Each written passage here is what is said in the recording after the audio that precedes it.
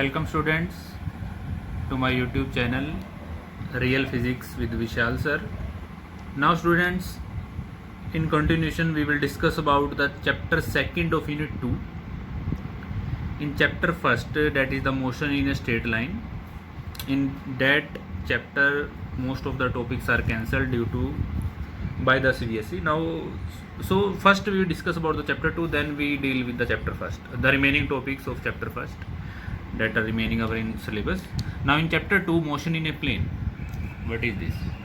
Now if an object move in a straight line, either we have 3 axis, हमारे पास 3 axis होती है x, y और z. अगर कोई भी ऑब्जेक्ट इन तीनों में से सिर्फ एक एक्सिस में मूव करता है तो हम उसको कहते हैं कि उसका जो मोशन है वो कैसे है, एक स्ट्रेट लाइन मोशन है. x में भी हो सकता है, y में भी हो सकता है और z में भी हो सकता है. पर अगर हमारे पास मोशन एक एक्सिस से ज़्यादा में है, मतलब कोई ऑब्जेक्ट अगर x और y में है या y और z में है या x और z में है, तीनों में भी हो सकता है. तो अगर हमारे पास मोशन एक एक्सिस से ज़्यादा होगा तो उस मोशन को हम क्या कहेंगे, मोशन इन ए प्लेन. और उस केस में अगर मैंने उस ऑब्जेक्ट की पोजीशन निकालनी है, फॉर एग्जांपल अगर हमारे पास एक ऑब्जेक्ट है X Y, suppose the object is at position A. Now अगर मैंने उस ऑब्जेक्ट की पोजीशन निकालनी है तो मुझे जरूरत पड़ेगी वेक्टर्स की. तो अब एक नया कंसेप्ट हमारे पास आया, वेक्टर्स. वैसे तो हमारे पास दो चीज़ें होती हैं, स्केलर्स एंड वेक्टर्स. स्केलर्स वो होते हैं जिनके पास सिर्फ मैग्नीट्यूड होता है, डायरेक्शन नहीं होती.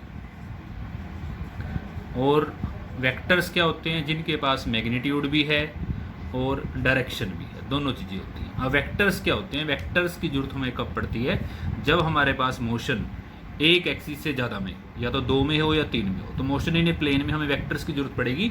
फॉर एग्जांपल अगर ये वेक्टर, अगर ये हमारे पास ऑब्जेक्ट ए है तो इसका पोजीशन निकालने के लिए हमें पोजीशन वेक्टर बनाना पड़ेगा from the origin, that is O A. So O A vector, vector को कैसे डिनोट करेंगे, एरो. हेड जो है एरो का वो क्या रिप्रेजेंट करता है, डायरेक्शन. तो ओ ए हमारे पास क्या है, position vector. Suppose this object will move from A to B, then again OB vector is also a position vector and AB, A से B हो गया तो AB vector क्या है, AB is the displacement vector.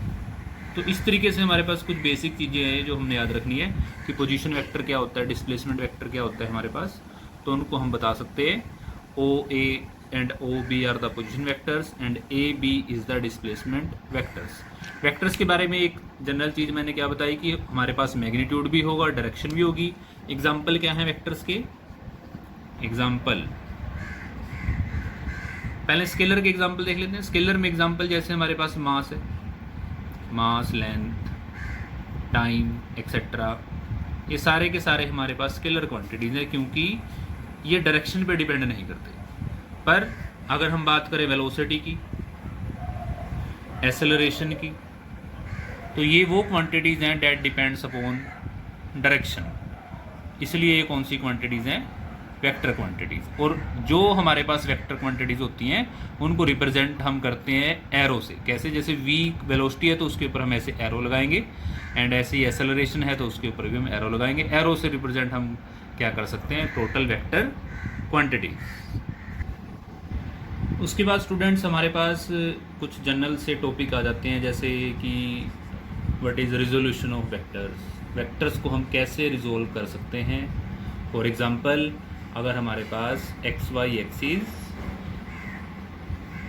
में हमारे पास एक vector है, डेट इज ए वेक्टर.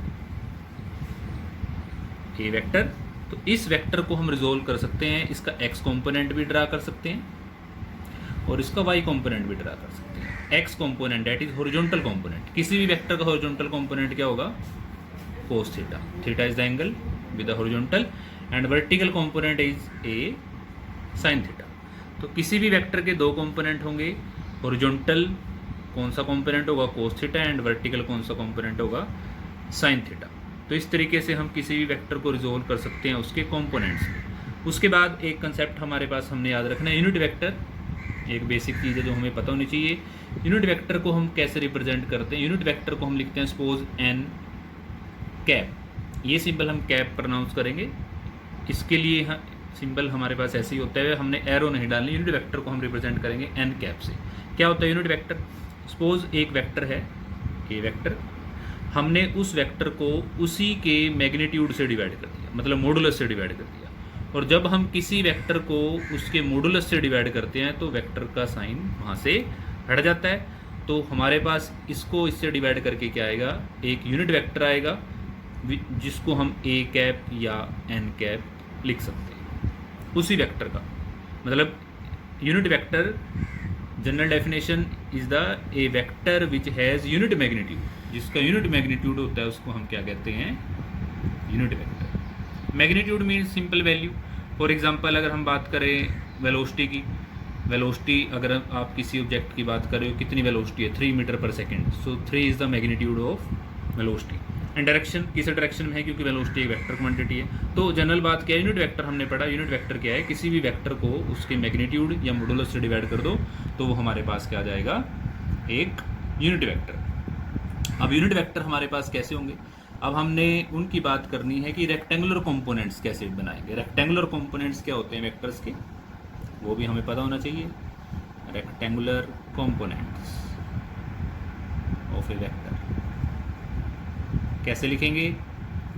हमारे पास 3 एक्सिस होती हैं, X Y and Z axis. तो ऐसे ही हम किसी भी वेक्टर को, सपोज अगर किसी वेक्टर का component, for example A vector को हम लिख सकते हैं एक्स कंपोनेंट क्या होगा?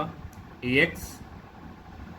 एक्स के साथ लिखेंगे आई कैप, वाई के साथ लिखेंगे जे कैप एंड जेड के साथ लिखेंगे के कैप। तो I J and K are the rectangular components और unit vectors along X axis, Y axis and Z axis. मतलब एक्स के अलोंग हम कौन से यूनिट वेक्टर लिखेंगे? आई कैप, वाई के अलोंग लिखेंगे जे कैप, जेड के अलोंग लिखेंगे के कैप। मतलब अगर मोशन हमारे पास तीनों एक्सिस में है तो ये तीनों कंपोनेंट आएंगे।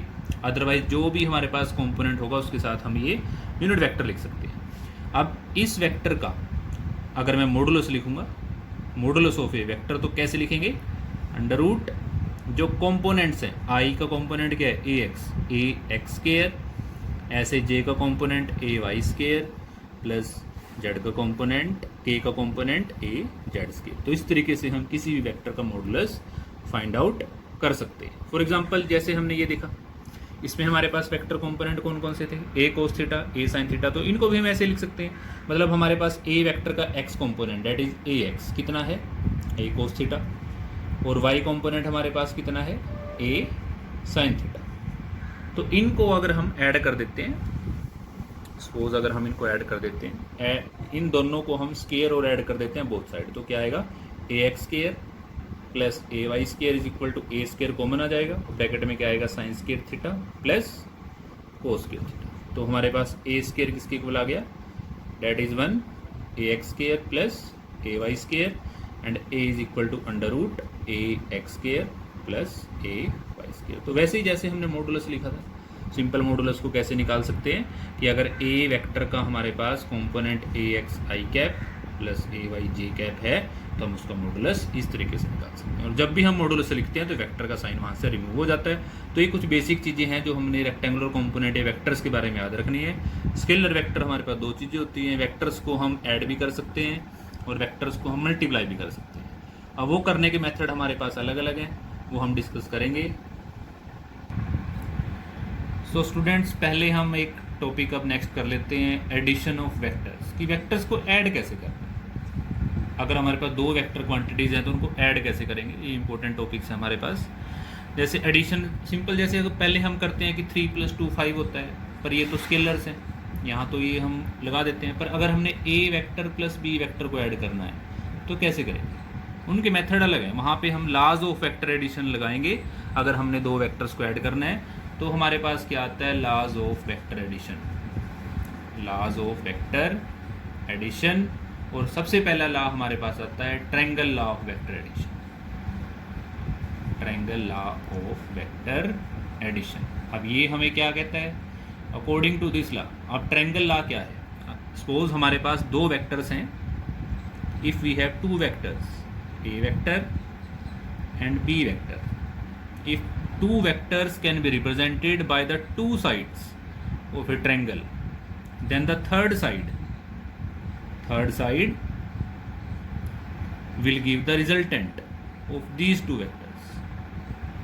मतलब अगर दो वेक्टर रिप्रेजेंट हो सकते हैं ट्रायंगल की दो साइड से, then the third side in the same order, in the same direction, third side will give the resultant, either the addition of two vectors. So students, हमने इसमें आर की value find out करनी है कि दो vector को हम जब ऐड करके थर्ड साइड उसका रिजल्टेंट बताएगी तो वो कितना बताएगी. तो आर के लिए हम एक डायग्राम दोबारा से बना लेते हैं, ऐसे ही बना लेते हैं कि हमारे पास एक साइड ए वेक्टर रिप्रेजेंट करता है, दूसरी साइड बी वेक्टर, और तीसरी साइड हमारे पास क्या बन जाती है, उसका रिजल्टेंट बन जाती है.